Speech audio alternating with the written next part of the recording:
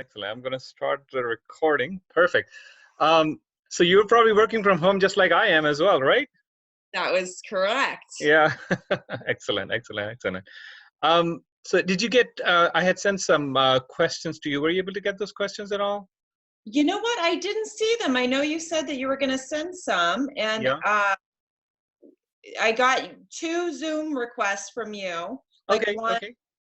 as like an invite, and then the other one just kind of like, here's the details, but I didn't. Right. Okay, no problem. So I have some questions for you. I think you're a pro, so you'll be able to answer them without a problem. Put me in the hot seat. I had no time to preview. Okay, let's see what Okay. we got. So something that we talked about yesterday, which was there's a perception in the market right now that maybe 2008-ish is what it's looking like at this point, where people are kind of concerned, will the market's bottom fall out? Are there really going to be some really good deals out there with people's housing market? I don't see that in my view, but you know better, because obviously a lot of things that happened in 2008 were concerned with the mortgage market.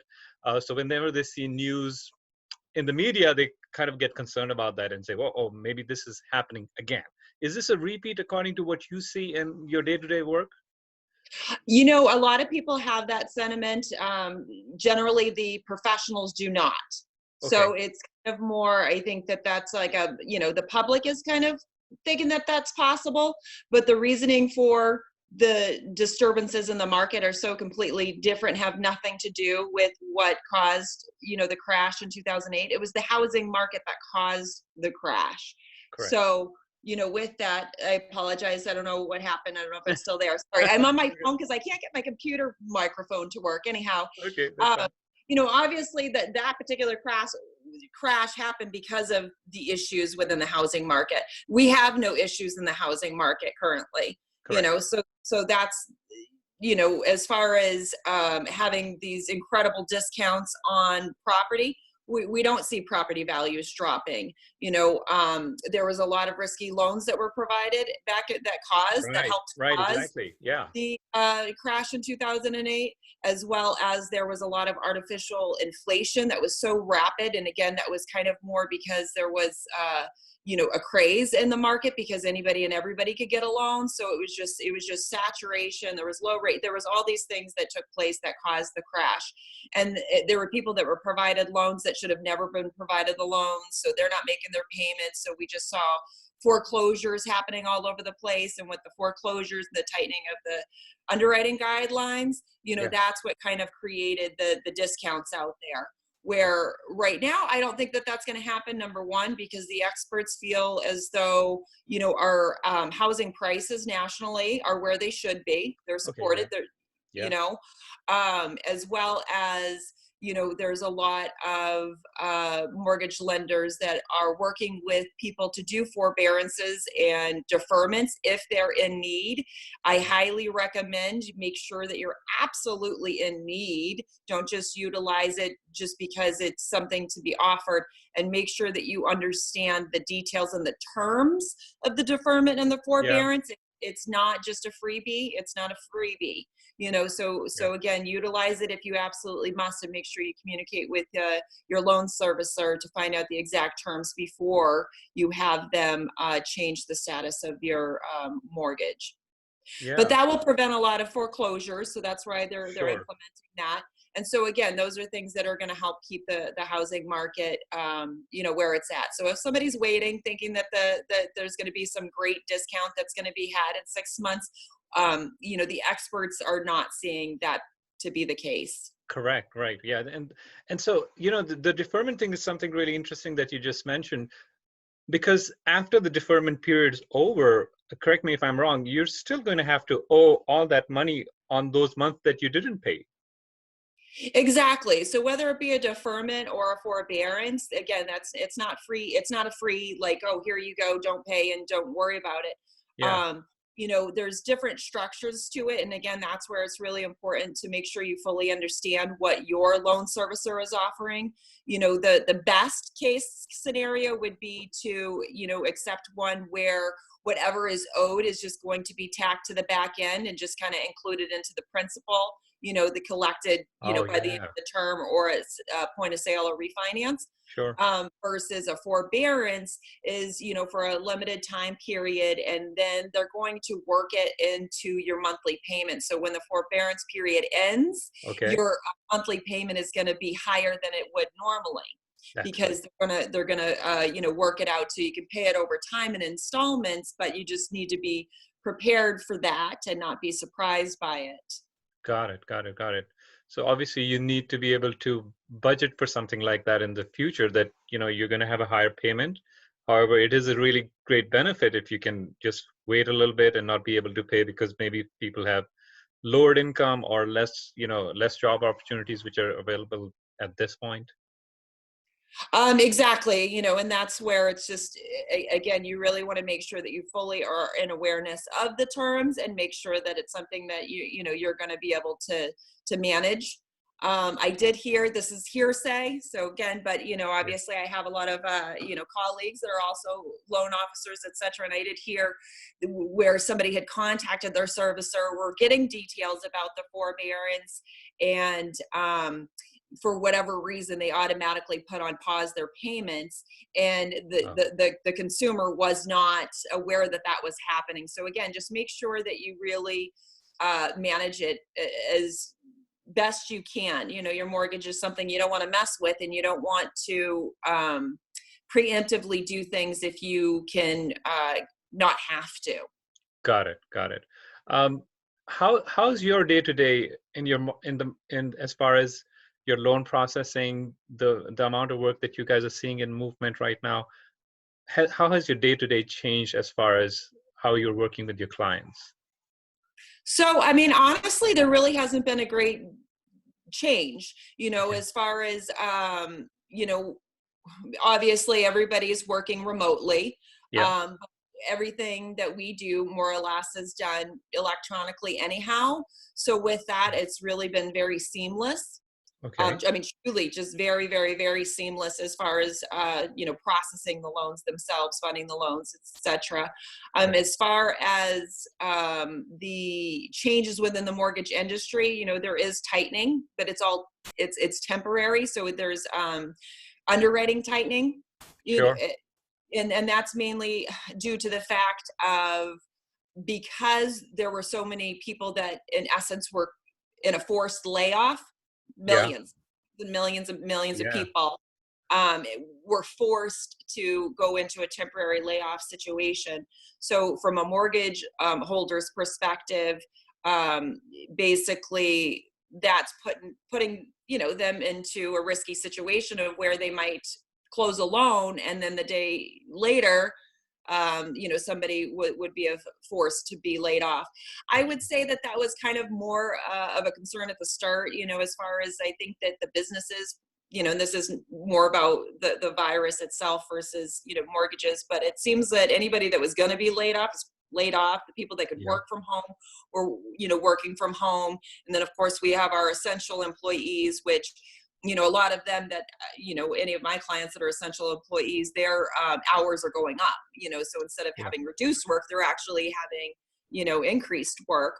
So anyhow, those are all the different little risk factors that mortgage lenders were looking at, and why they felt like they needed to kind of tighten up on some underwriting guidelines. And it's really, for a consumer's benefit too. I always Sure. let people understand that, whatever we do in underwriting, yes, it's for the lender's protection, but in essence, it truly is also, protecting the consumer from putting them into positions that they Yeah. can't manage, such as what happened in 2008. Correct. So we, Yeah. I would say as an industry, certainly learned lessons there. That's right. Yeah. Um, some of the conversations that I'm having with people who are planning to buy, for example, houses, single-family homes, in March, obviously in February, in April. So a lot of them have sort of, some of them, and that's fine. People are not comfortable. They have their jobs are fine as well, but they're not comfortable moving forward because they're thinking maybe things would change even further than they are right now. I think the perception is that perhaps perhaps prices might fluctuate, mortgages might go back and forth, and you address that already.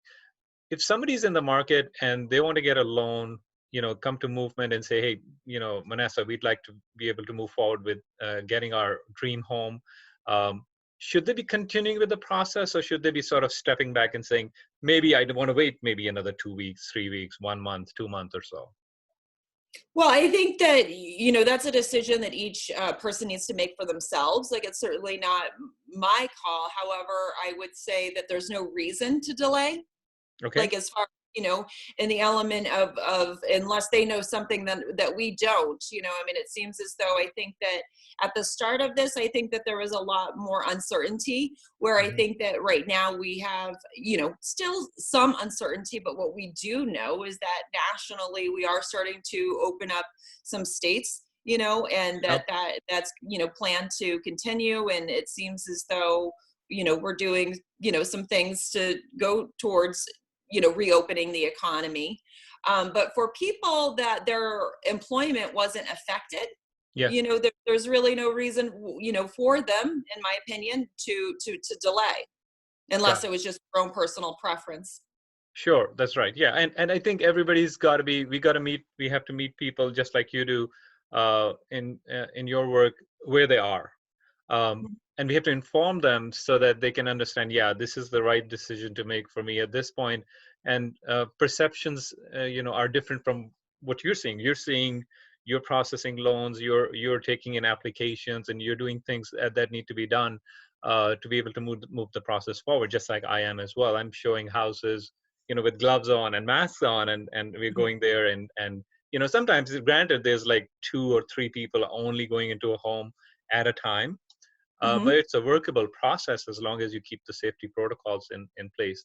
And with your work, that's good because you're doing everything electronically. It's much, much easier to do things. Yeah, I get the joy of not having to work with the mask on, Yeah, unlike you. I yeah, know that you go out there and you face the public. But again, I'm safely behind my computer, but I work with all the people that are out there, and people are absolutely still actively looking, actively putting in offers, actively getting under contract. Obviously, rates are in a good position, so I mean that, as an incentive to maybe not pause. Something that maybe consumers don't maybe contemplate is that, when the stock market is, not doing good, that does benefit interest rates. When we start reopening the economy, there's a potential that, rates could increase a little bit. that's I right. think also, prior to the virus, and I'm sure you can attest to this, it was highly competitive out there, as far as, it was Yeah, certainly a seller's market. And definitely. I certainly wouldn't say, I wouldn't say that it's flipped to where now it's a buyer's market, but at the Right. same time, there's like a thought process of where there are people that were fiercely shopping, that their employment was affected, so now they have no choice. It's not a choice to move Correct. forward or not. They're on pause until they get back to work. And then there's people that their employment wasn't affected, and they're just in fear because of the virus. And then so that limits how many buyers you're competing with. And Yeah. so I think that right now, in that respect, probably is going to give you a little bit of an advantage to continue with your home buying desires now Yeah, versus wait. that makes a lot of sense. Yeah. Initially when this whole quarantine stuff started, as well as the adjustment that happened in the lending rate, I saw a lot of people, like the attorney who I work with very often. He told me, he's like, I'm just doing refinancing after refinancing at this point. Is that still a volume business? Is that happening a lot for you guys at this point with refinancing? Refinance, we are definitely in a bit of a refinance boom. That's certainly true.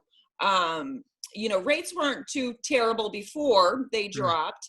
And then when the virus first was hitting, there was a massive drop.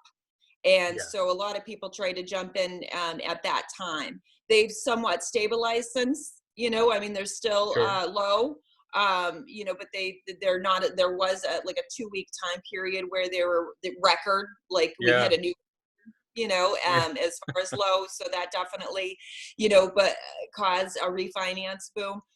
Here at Movement Mortgage, we do refinances, we do purchases. We are always purchase focused. Like that's our main focus, just namely in the element of we always try to make sure, we're an outfit that understands how critical those target dates are. And, we need to make sure that we hit those, and we can't have, an influx of refinances put people's contracts in jeopardy. So our purchases will always take priority, Yeah. but I'll say, with our refinances, we're still closing them quite fast. Okay. Um, so it's certainly always, a good time to get like a mortgage check, as Okay. far as do currently have a mortgage and you want to see if you can benefit from a refinance. It's a good So, mhm, good time to do so.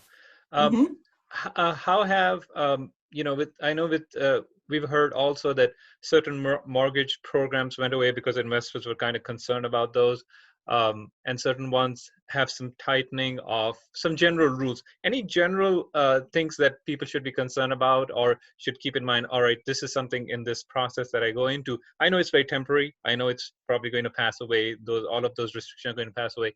But what should people be maybe more careful about or more cognizant of when they go into this process of so I know with certain loans only, not with everything, obviously. Right. Well, I would say that, for anybody that's in the market to buy, and haven't already contacted a mortgage lender, is to speak to them, because each of the different lenders, are going to have differing criteria. Okay. And so you're not going to know, what you're able to do until you speak with a mortgage lender. If you already are pre-approved and you're out shopping, and I recommend calling your lender and just, re-update everything. If your employment has changed or your hours have changed, or, Yeah. just make sure that you're still in pre-approvable status. Um, for the things that kind of got hit right away were what's called non-QM, which is a non-qualified mortgage. Those are basically just kind of crafty, creative financing loans. So they're just Okay. they fall out of the standard guidelines. So Okay. it's a limited group of people that it would Sure. impact. Sure. Where it's just you just have a unique situation. So those are temporarily suspended. Jumbos still exist, but they definitely have tightened, Yeah. and the criteria is very different, and just all of that's just a completely temporarily a different animal right now. So again, if you're in the market for that, just make sure that you're, communicating with your lender. Um, Other than that, I think, conventionally is pretty standard. There were some credit score restrictions when it came to doing rehabilitation loans, Okay. Yeah. Yeah. for both FHA and conventional. But conventional, their guidelines are pretty much the same. Okay. Um, with FHA, a lot of lenders are no longer doing like subpar FICO scores. And Sure. again, this is all temporary, Right. and so, none of these things are like, my assessment would be that when it's safe to lift these restrictions, all lenders will. Lenders want to lend. That's what we do. That's our business. We want to lend. That's So, right. as soon as we can overturn those, we will be. Yeah, that's perfect. Yeah, and that's that was one of my questions that I want to ask you too. You're looking at this as we are too, as a very short-term type of trend that's happening because of the quarantine that's taken place, because of the safety protocols that need to come into it. What's your perception of, hopefully, if we become normalized and we come to a normal market, what's your perception of how the market would turn as far as mortgages are concerned? Do you expect to be just as busy as last year or more busy than before? That's a good question. I think that really what it's really going to come down to is how quickly we can get everybody back to work.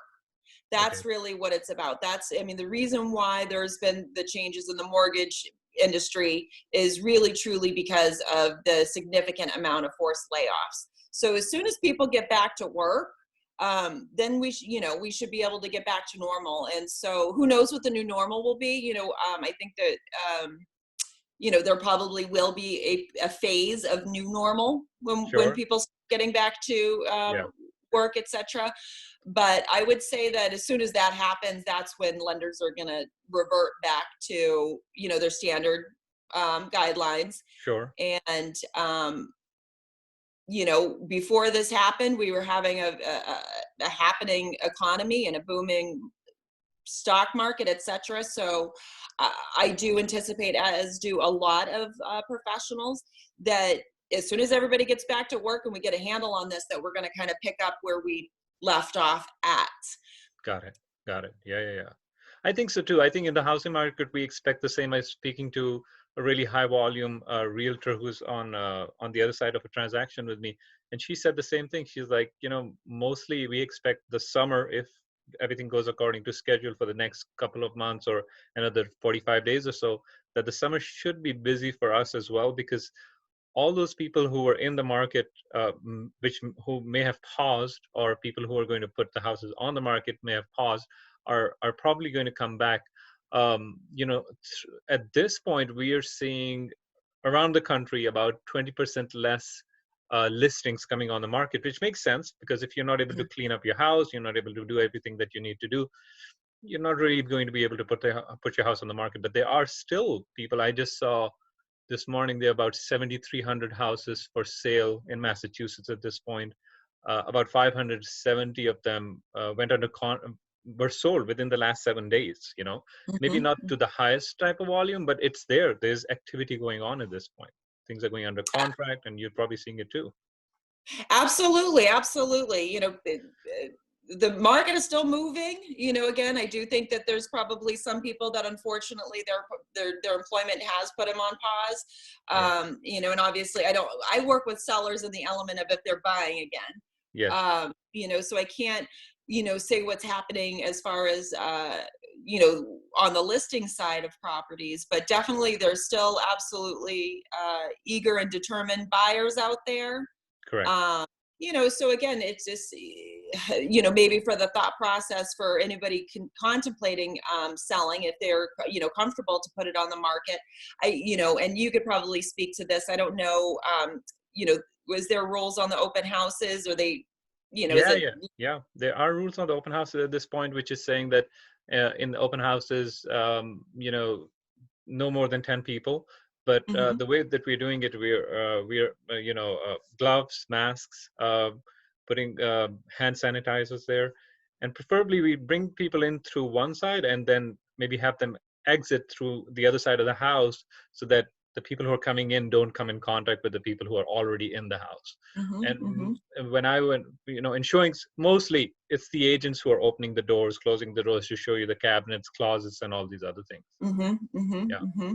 Yeah. So again, I think that for, both sides, whether you're looking to buy, whether you're looking to sell, there can be, an advantage, to staying to your plan, not letting the virus, damper your plans or putting them on hold, in the element of where buyers probably have less competition out there, sellers have less competition out there, so the ones that feel comfortable to move forward, they could see it as an advantage. It could end up being an advantage, versus all of the buyers that are on hold right now, or all of the sellers that are on hold right now.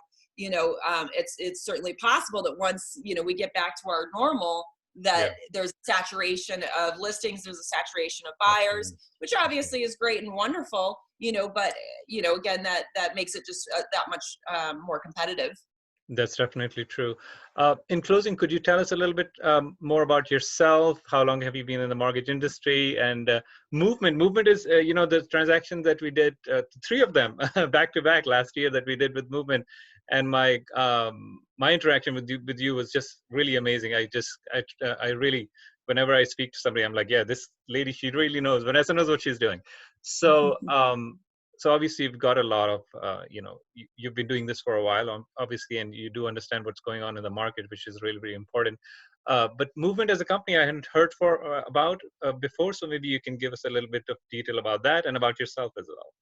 Sure. So Movement Mortgage, although we've been around since they came to be about the same time that I got licensed and came into the industry.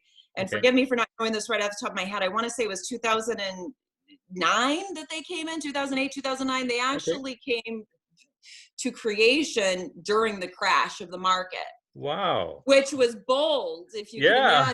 imagine. Very bold, but the company is very they have a lot of fortitude. I think that it was very wise of them to, it's like mortgages aren't going to stop. So even though they came to be during the crash, what was, I think, advantageous for them is that, they didn't have to restructure things. Like the mortgage industry, the restructuring after the crash was a phenomenal feat. That was a very big strain for the industry and for the lenders, and Yes. they were born during that, so they didn't have anything to undo. So they were, developed for the, new world order of mortgage lending after the crash. So Sure. I think that gave them an advantage. The reason why I actually wanted to represent them is because of their procedure, and their procedure is unique. It's unique to them, meaning Okay. that they kind of do things in reverse, but when it comes to processing the loan, and when you actually when you understand how loans are processed, when I Yes. saw what they were doing, it was like, what, this is the way it should have always been done. Oh, wow. And it's just amazing that it took so long for a lender. Sometimes it's like people just don't recreate the wheel, That's and they were true. like, we're going to recreate the wheel. We're going to Wow. make the wheel, work better and faster. Huh. And they did, and they do. So that provides an advantage to my clients. That provides an advantage, to me. If it's beneficial to my clients, it's beneficial Yeah. to me. Yeah. But we're one of the top, the national top 10 non-depository lenders. So we're Wow. certainly not small. They saved the best for last. As far as Massachusetts, as the Massachusetts market, they kind of cornered it last in the element of where, quite honestly, they kind of they know how Boston is, Sure. Sure. Sure. Yeah. we don't always attribute new to better. And Yes. so you got to really build your trust to get into this marketplace. That's And true. so they got their whole situation nationwide, and then when they came to Boston, we've been here for, I think this is 5 years. We've been in Oh, Boston wow. for 5 years. Our Movement Mortgage has been in Boston for 5 years. Nice. Nice. Hmm. Good. And how do you like working there? I like it. I Yeah. like it. They have a great culture, so really good people. They all want to make it work. They all want to help you. Oh, nice. So whatever it is that, I'm struggling with, I literally can contact the head of any and every department, and they Wow. will assist me and help my clients and my loans. And so for a company that's so large, and actually having that personal, being able, they really strive to create that personal touch. And I absolutely have utilized it, where I've gotten to the department heads on certain scenarios, and they're very quick to just, do what they can to make things work for us. Perfect. Vanessa, it Mhm. was really nice to speak to you. Thank you for giving us your time. I know it took the whole half an hour, which is very nice of you. I'm hoping that we can continue to work together. I'll definitely recommend you because really it's been a great experience for me. And Movement sounds like you just said as well, sounds like a company that, I know when I was doing the processing for the other ones, every step of the way, I would get an email saying, "Hey, we're here, we're here, we're here." I was like, "Wow, a lot of people don't do that anymore." Mhm. And Mhm. then you would reach out as well, which was nice too. So there's a automated email plus the reach out. That's really, really important. And I think that's why the transactions went really, really well. And those guys are in their homes. They're happy. I've seen them a few times. They seem to be doing good. Yeah, Wonderful. yeah. Thank Well, thank you for having me, Fuad. I really enjoyed this, and I thank hope you. to work with you in the future as well. Thank you so much. Take care. We'll speak to you Bye soon. bye. Bye. Have a good day. You too. Thank you.